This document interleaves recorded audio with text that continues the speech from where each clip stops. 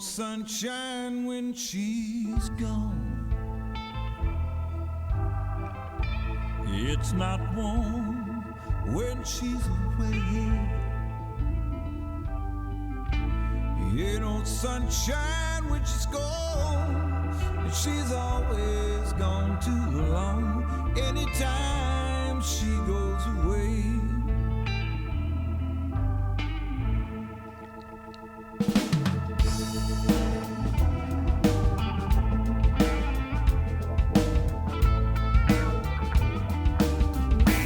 Ain't no sunshine when she's gone. It's not warm when she's away. Ain't no sunshine when she's gone. She's always gone too long. Anytime she goes away. I wonder this time where she's gone. I wonder if she's gone to stay. Ain't no sunshine when she's gone. She's always gone too long. Anytime she goes away.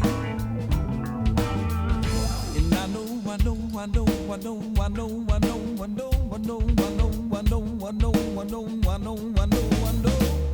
ain't gonna leave young thing alone. Ain't no sunshine when she's gone. Only darkness every day. Ain't no sunshine when she's gone. And this house just ain't no home. Anytime she goes away. Play it, man.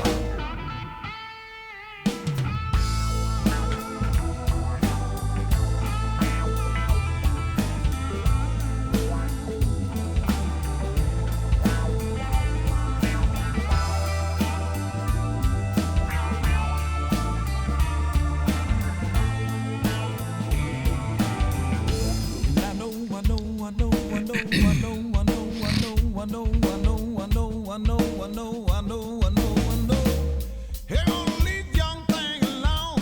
Ain't no sunshine when she's gone. Only darkness every day. Ain't no sunshine when she's gone. This house just ain't no home. Anytime she goes away. Anytime she goes away. Anytime she goes away. Anytime she goes away.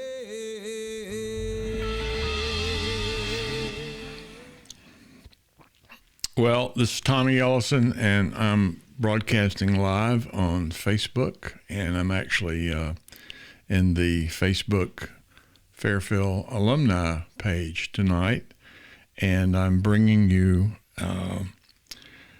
I guess, a bit of a live show that I've been thinking about doing for the last few days because of we lost a good one with Archie Duncan, and I got to thinking about it, and I thought, you know what I would like to do is maybe put together a little tribute that I can place on this page, and there might be some other pages that we can put it on. So if we have any viewers that come in, certainly would look forward to seeing your comments, and I hope you will enjoy what I'm about to show you here in just a moment. So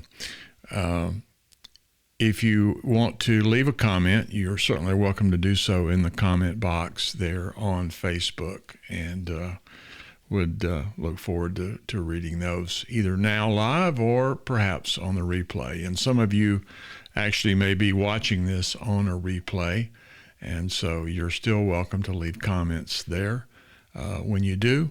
But you can leave live comments now by just placing those in the comment box on Facebook. So, as I said earlier, this is a tribute, really, to Archie Duncan, Archie Bryant Duncan. He was born March 16th, in 1935, and of course died this past week in January 20th of 2022. And that picture that you see there is actually from his Facebook page. That was his header photograph that he had placed there, and I'm assuming that he really liked that picture, and it was somewhat indicative of the man himself. Always had a smile on his face and a magic trick in his pocket and in his mind. Archie was a member of the Shades Crest Baptist Church, which is where the funeral services will be. And he's preceded in his death by his parents, Ferris and Eunice Duncan. He's a retired teacher, not only from Fairfield High School, where we first come to know him, or I first come to know him, sorta. I say that with a little bit of a reservation because I actually knew Archie from where he grew up on 49th Street, where my grandmother lived. And he also retired from Homewood High School, where he taught art there as well. He was a 1953 graduate of Fairfield High School and attended Samford University, where, believe it or not, and I'm not even sure I was aware of this, he had a Bachelor of Science degree in biology. He was a member of the national and the Alabama chapters of the National Education Association and the Alabama Education Association. And probably some of you who probably known Archie know that he was a magician, first kind of at a part-time semi-pro status, and then later, after he retired, he started doing more and more shows where he had some flexibility. And Archie was a member of the International Brotherhood of Magicians, as well as the Society of American Magicians, which is the organization founded by Harry Houdini. And he was also a member of the local Magic City Magic Club we call Ring 35, which is a group of local magicians here in Birmingham. And then his survivors include his brother Dewey and Dewey's wife Marty, and some nieces, Penny Duncan Fox, Nikki Duncan, Richard Kelly Duncan Rasco, Wendy Duncan Spain, and Kim Duncan, and a few nephews, Milton Duncan Jr. and Russell Duncan, and other family and friends. The funeral services will be this coming Wednesday, that's day after tomorrow, on January the 26th, and it will be at 2 p.m. at the Shades Crest Baptist Church on Park Avenue in Hoover. And, of course, he will be buried at Elmwood Cemetery. And the family will be actually receiving friends and friends of the family and friends of Archie from 1 o'clock on Wednesday afternoon until the service begins at 2. But what I'd like to do tonight is just talk a little bit about Archie and how I knew him. I don't know a lot about Archie's early days in high school because I graduated in 1969 and he was actually a teacher of mine. But he was a graduate, as I said earlier, in 1953.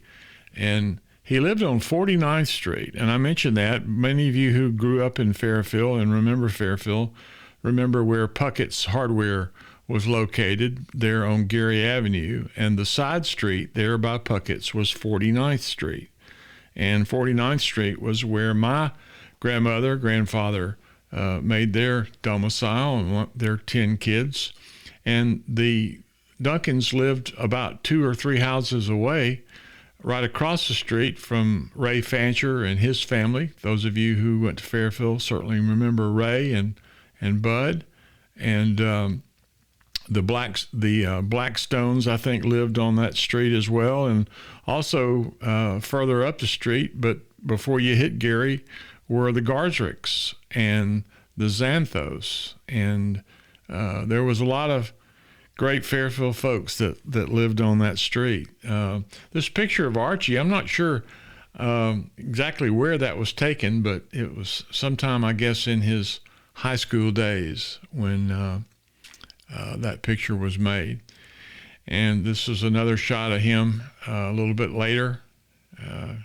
He looks like he works for IBM in this picture with the tie and all of that. But anyway, looks like Christmas time at Archie's house. Not sure who that is in the photo with him.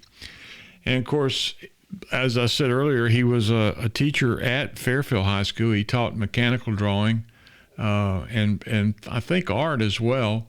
This picture was actually with him and Bobby Garzrick at the Miss Fairfield pageant, and it appeared in the Crucible, which was the yearbook.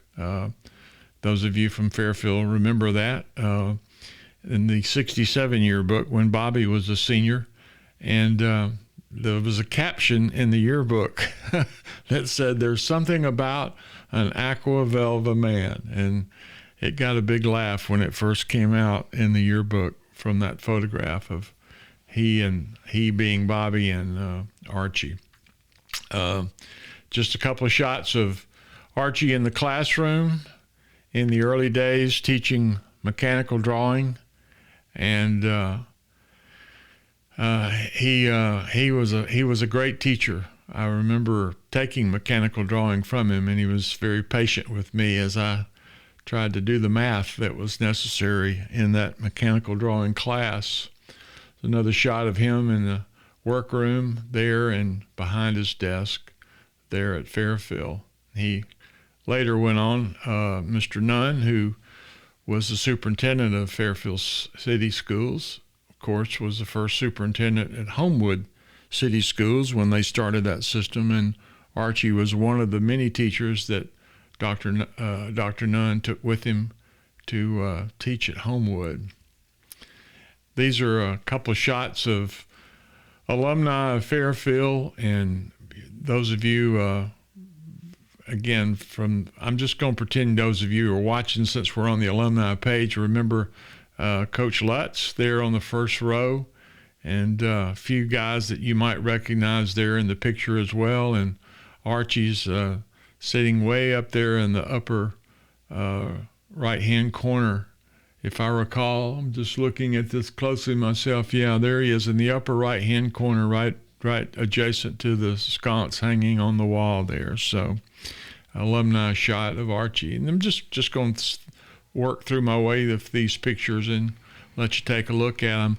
I'm actually not really sure who this is in this picture with Archie, but again, another Christmas picture. Archie seems to have a fascination for having his picture made in front of Christmas trees, it looks like. He is at an alumni luncheon, probably the one that was held annually at Vestavia Country Club, with Kyle Hewlett in the far left, Coach Hewlett's son, and his wife Deborah, who was Deborah Adams, and then that's Deborah's mom, Patsy Adams, who worked with my mother at the credit union in Fairfield, and of course Archie on the far right. Another alumni picture of Patsy Adams and Archie and others, which shall remain nameless because I can't read the name tags in the photograph. They're so small. This is a shot of Archie with a reunion of guys that played for Coach Lutz in one of their many annual reunions. As you can see, Archie's on the front row, and to Archie's right is John McCarver, who is a dear friend. And John and I spoke yesterday about Archie and did some reminiscing. And if any of you know John, you know that he loves to talk, and I guess we were on the phone for about an hour. So anyway, good shot there of Coach Lutz and of Archie too. I believe that's one of the Kilburn boys there to Archie's right, and I'm not sure who that is on the left, but this was made at the Fairfield Alumni Picnic, along with this picture of the attendees of their alumni picnics were being held on an annual basis at Oak Mountain, and Judy Gwynn can't think of Gwen's married name, but nevertheless, she was always one to orchestrate these picnics, and Archie, I know, was a big help to her. And this was a shot from that alumni picnic. Donnie Finley, who was in my class, in this picture with Archie. Archie was always fond of the Finley brothers, and I think he might have had some dealings with their family. And Donnie has been, and I'm sure probably still is, the road manager for the Temptations, a group that we all grew up with and certainly remember. Another Christmas tree shot of Archie and some unknown children. I'm not sure who this is. These pictures actually were on Archie's Facebook page that you can still visit and leave your condolences and remarks if you so choose. And this was a article that appeared in the Birmingham News about Archie, and he asked a lot of questions, or answered a lot of questions rather, about his occupation and the best part of his job. And as you can see from the list of questions, he had a real interest in magic, as well as was an outspoken Christian. And but the little area that's highlighted in red I thought was interesting. He said his first job was a stock boy at V.J. Elmore's Variety, the old 5 and dime store right there on Gary Avenue in Fairfield, across from the library and the credit union and the bank. I guess back then it was called the First National Bank of Fairfield. And I got a little misty-eyed myself when he said he gets misty-eyed every time he hears America the Beautiful. So, again, Archie, and a little bit of ink in the paper on his behalf. And then, of course, I knew Archie in the latter years, or in the later years, when I became a magician and affiliated myself with the Magic Club. And these are some shots. I have actually a lot of these, and many of these came from the Ring 35 Magic City Magic Club archives that have been given to me by their historian, who I'll chat about later. But this was Archie and Joanne the Duck, a favorite trick of his. It's also a favorite trick of cousin Cliff Holman. And Archie and Cliff were big buddies, as you can see in just a moment. This is meeting at the Magic City Magic Club, and I'm sure Archie was, like most cases, very quick to give advice and tutoring young magicians. I believe this is Tom Gentle in this picture. Tom has since passed away. And these were a couple of officers of the Magic City Magic Club. On your far right was Curtis Jackson, who was a great card man and card trickster. And then immediately to Archie's right was Dr. Chris Frings, who was a local pathologist who also practiced magic and was very proficient and did lots of shows. And then to Archie's left here, or to our left, Archie's right in this picture, was Judge Arnold Drennan, who was a federal judge, who also was a amateur magician, and who the Magic City Magic Club is named after him now. It's the Arnold Drennan Ring of the Magic City Magic Club, which is an affiliation of the International Brotherhood of Magicians. Boy, that's a real mouthful to say all that. So, anyway. Another shot from the Magic City Magic Club, and you'll see two interesting characters in this picture. The one with the top hat, of course, is cousin Cliff Holman, and the one on the upper right-hand side of the photograph is a young, fat-cheeked Tommy Ellison, wearing hush puppies, I think. I'm not sure what the occasion was here, but given that all of them are in coats and ties, and Jimmy Dunn, good friend of Archie's, is what appears to be a tuxedo, must have been maybe a banquet or a show that the ring put on for our wives and friends. This is Archie doing an effect at the ring meeting. We used to meet down at the Alabama Gas Company auditorium on First Avenue, and this was a good shot of Archie doing magic down there. Now, Archie was good friends with a gentleman by the name of Bob Lowry, and I'm a little gray in this area as to whether Bob was a brother. I think he was the brother of Nell Lowry, who taught at Fairfield High School for several years. But Bob Lowry was a really nice, really great caricature artist, and he did a number of caricatures for the Magic Club when we had banquets and shows where we were looking for something other than just a photograph to use in the program.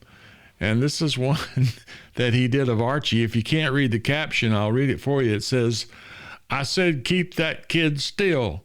Magic requires complete cooperation."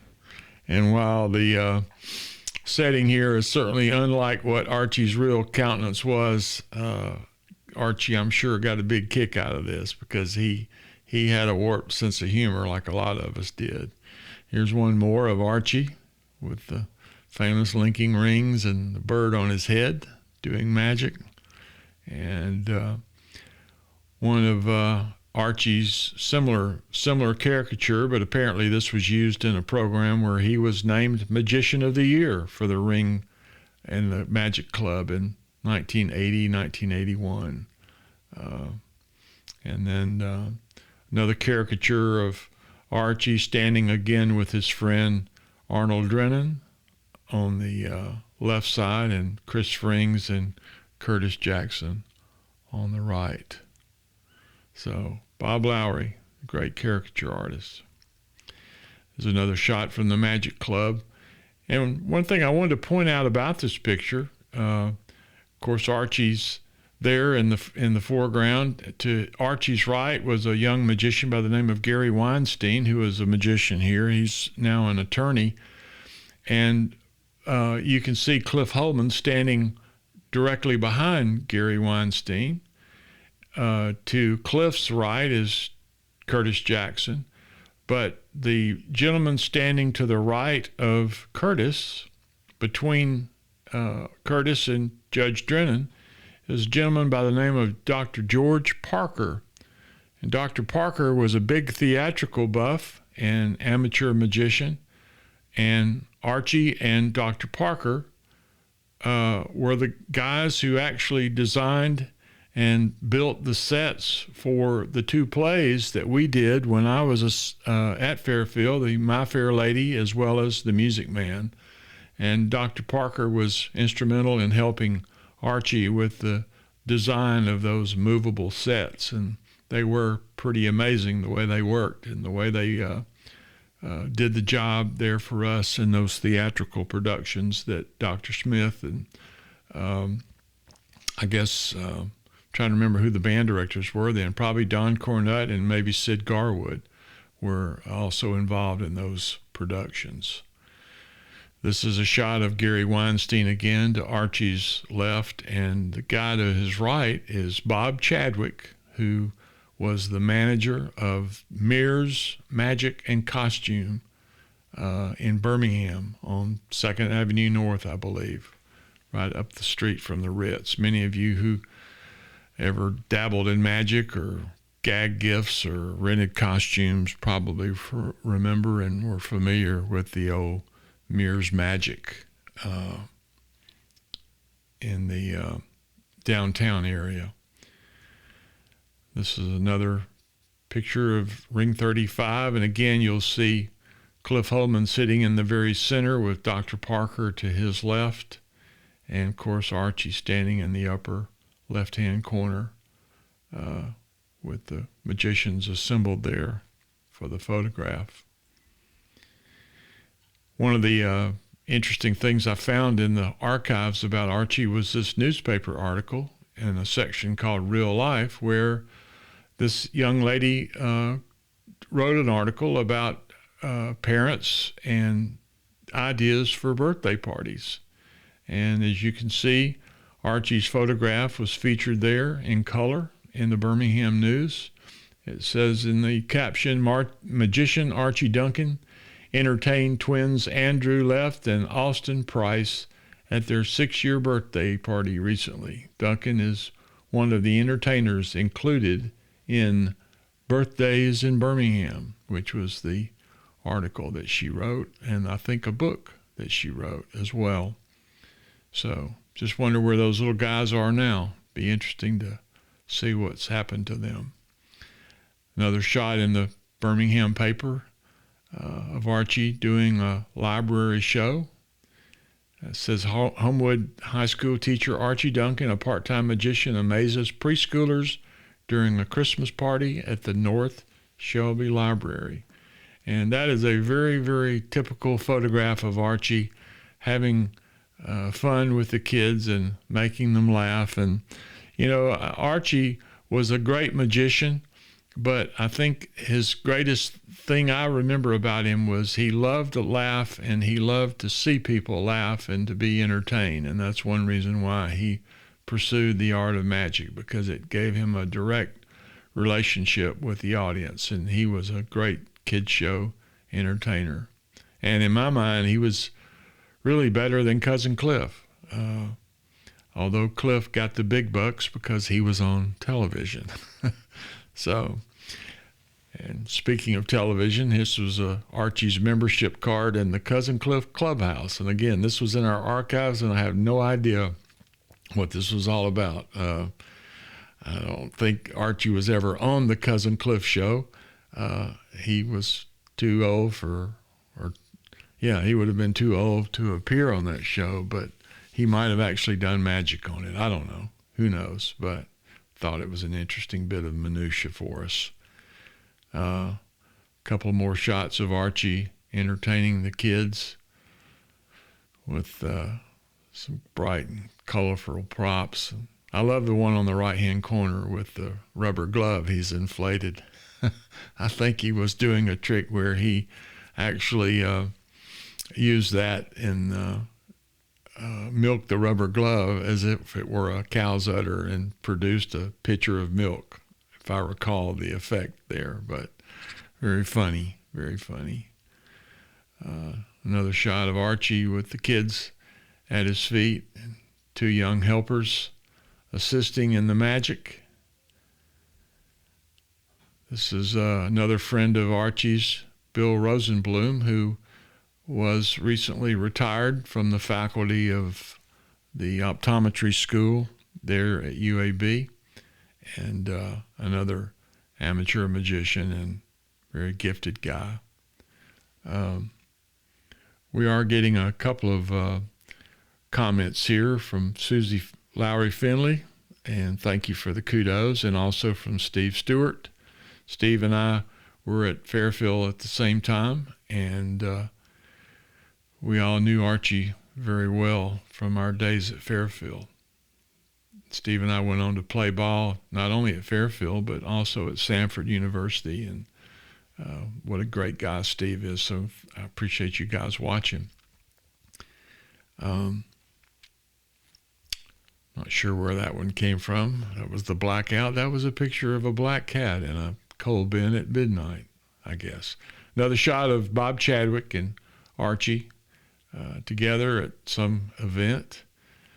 And typical teacher's outfit for Archie was jeans and a plaid shirt. He was about as fond of plaid as Wimp Sanderson was, I believe. So,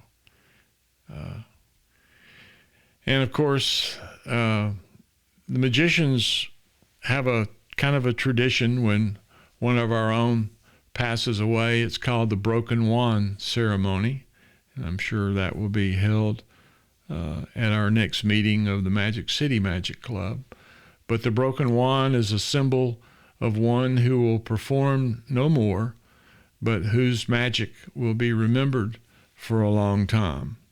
And certainly that is applicable to Archie and his life as well. It's a couple of shots of our club historian, Ben Jackson, who had his photo made with Archie. In fact, this one on the left was probably the last photograph that I have of Archie, made in October of this past year at the Magic Valley Ranch, where Archie was participating as a magic dealer, selling a lot of used magic that he had accrued over the years. And everybody looked forward to Archie to get there because he always had great deals and a real assortment of unusual things from various estates that he had inherited one way or the other. And again, I want to say thank you to Ben for allowing me to use a lot of these pictures from the IBM Ring 35 archive.